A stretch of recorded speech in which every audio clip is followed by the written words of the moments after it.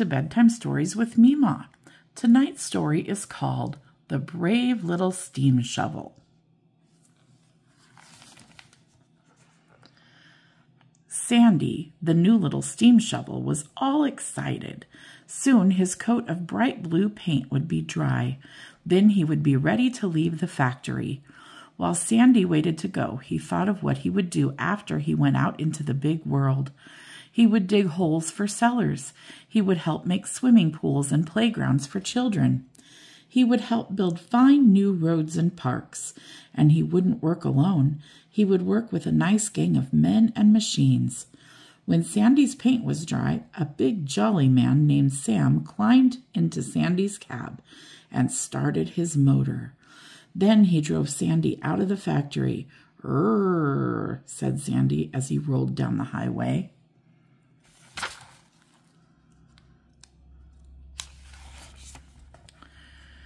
Sandy was still saying "rrr" as happily as ever when Sam drove him into a big garage, which was to be his new home.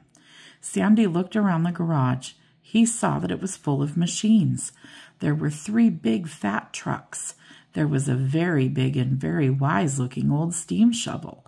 Joe, the wise-looking old steam shovel, looked at Sandy. "Ha, ha, ha, ha, ha," laughed Joe. And all the other machines looked at Sandy and laughed too. They were laughing because they saw that Sandy was just a little baby steam shovel. They thought he wasn't big enough and strong enough to belong to their gang. When Sandy heard the other machines laughing at him, he felt very sad. Then Sandy thought, "I may be small, but I'm willing and I'm strong. Someday I'll have a chance to show everybody what I can do."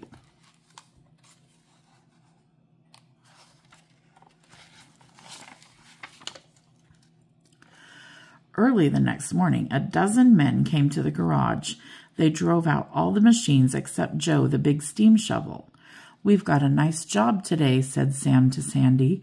"We're going to dig the cellar for the new school, and we're going to leave Joe home and see what you can do, Sandy, so do your best."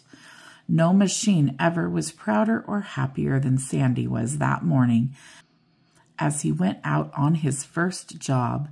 And when he began to work, Sandy did his very best.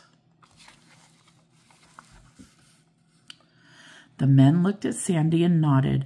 "Sandy's all right," said one of the truck drivers. "He's doing a good job." Then all the men and machines looked at Sandy and smiled.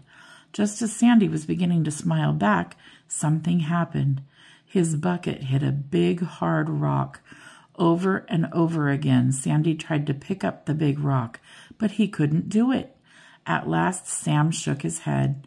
"Guess it's no use, Sandy," he said. "We'll just have to put Joe on the job."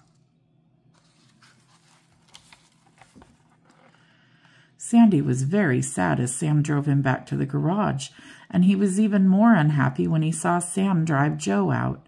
But he thought, "Someday I'll have another chance." Day after day, Sandy stayed home. But one morning, Sam came running into the garage.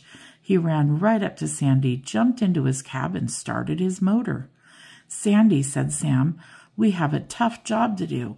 The rain has washed a lot of the earth onto the road that goes over the mountain. No one can get through. Joe can't do the job because he's too big to work on that narrow road. It's up to you, Sandy. Do your best, because we must clear the road." Sandy's heart gave a happy jump when he heard that. "Rrrr," he said as he raced out of the garage. He knew that this was his big chance. Now he would show everybody what he could do. It was hard work racing along the road because it was crowded with cars and trucks. "Honk, honk, beep, beep," they said. The drivers leaned out the windows. "Please hurry and clear the road," they said. "We must get going." And Sandy said, "Rrrr," to show everyone that he was coming to the rescue.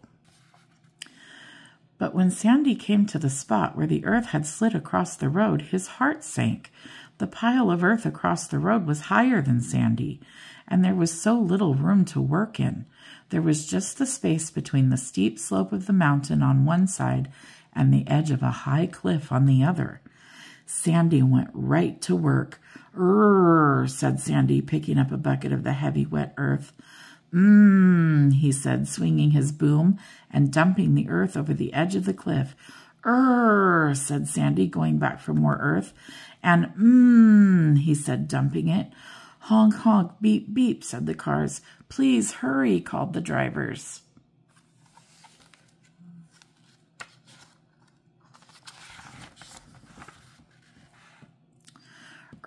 Said Sandy, working away as fast as any steam shovel could work. The big pile of earth grew smaller and smaller as Sandy worked away in the rain. Sandy was tired now. His joints felt hot and his motor throbbed, but he kept on. At last, only a small pile of earth was left lying across the road. Said Sandy happily, because now he had almost finished the job. He lowered his bucket again and again. Bang, bang, went Sandy's bucket. He had struck a big rock under the earth. Sandy tried to pick up the rock, but it was much bigger than his bucket. He just couldn't pick it up, no matter how hard he tried.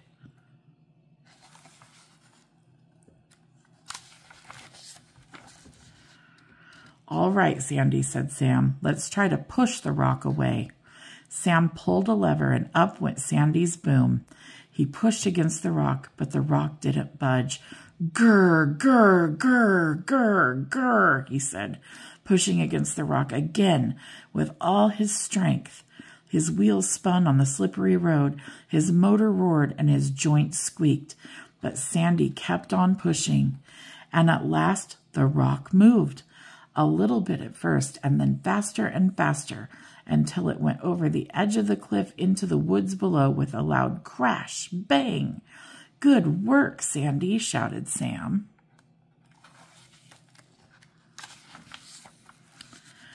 Sandy felt proud all over. All the drivers called to Sandy and said, "Thanks a lot." Then Sandy and Sam went back to the garage. As soon as Sandy went through the door, he saw that the other machines had heard about what he had done. They were all smiling at him. Sandy looked at Joe, the big, wise-looking old steam shovel. Old Joe gave him a long, slow wink, and he saw a big, warm smile spreading over Joe's face. Then Sandy heard something nice. It might have been just the wind growling around the corner of the garage, but Sandy was sure it was old Joe saying, "Good job, Sandy. You're all right." Sandy was too sleepy after his hard work to do anything but smile back at Joe and all the other machines, but he wasn't too sleepy to feel very, very happy inside, because he knew he was one of the gang at last. He was still just a little steam shovel, but he had shown everybody he could do a big job.